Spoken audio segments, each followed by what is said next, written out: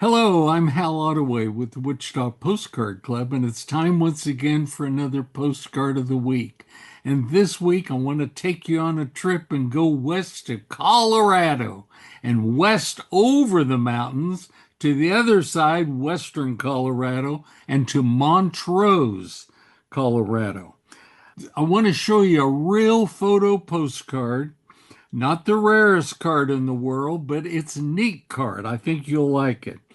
This shows Callaway's Drive-In Cafe, and it's a night view, and the lights are all shining and everything, and they have a full house. Just look at all those cool cars parked in front, all around the corner there. Those cars, they have a sameness to them, except for the pickup truck. They look like pickup trucks kind of do today. But these other cars all have probably chrome bumpers, and they have just kind of a rounded look. Just neat from the late 40s to early 1950s. And those of you who know your cars or license tags, if you have a good spyglass to look at those license tags, you'll be able to pinpoint exactly maybe when this postcard was made or taken, the photograph taken.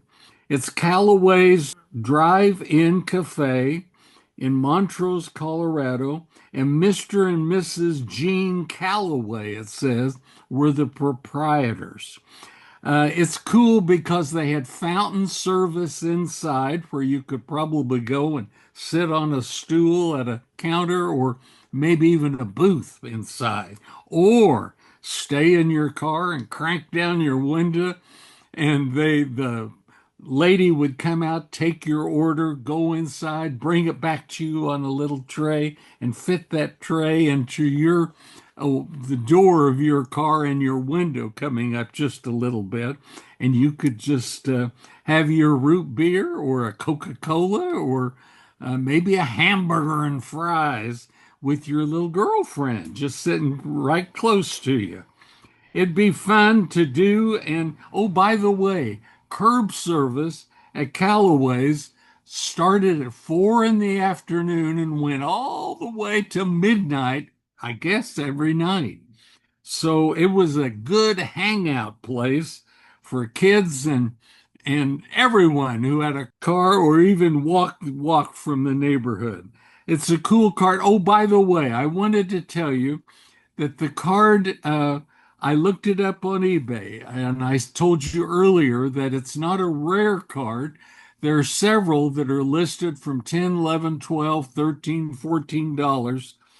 But do look at the back if you're going to buy one of these. Look at the back of the postcard as well as just the front. They all have this same image on the front, but on the back, some of them have the back with the Kodak stamp box up here in the upper right corner. And if it says Kodak, then it's like my card.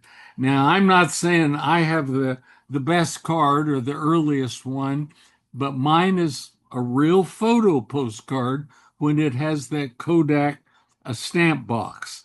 And you look at other examples of this view on postcards that are sold now, and they don't mention real photo. And I think that it has a different back with a printed description here in the upper left corner. It just has to be a later issue. If that's important to you, fine. And if not, that's fine too. But I just wanted to alert you about the differences and something that you might be interested. You know, that's a good example for a card like this to be postally used back in the day.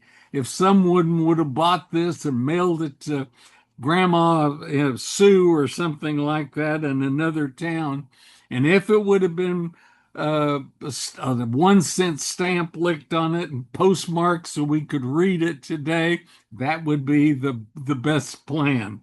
So we would know we were looking at a real photo postcard from the 1940s, late 40s, or sometime in the 50s. So sometimes postmarked postcard is a little more fool safe, and you might think about that when you're buying and searching through cards from various dealers, say at a postcard show. It's all fun, and you'll enjoy it. And be here next week, and I'll be here again with another postcard of the week. Thanks very much. Bye bye.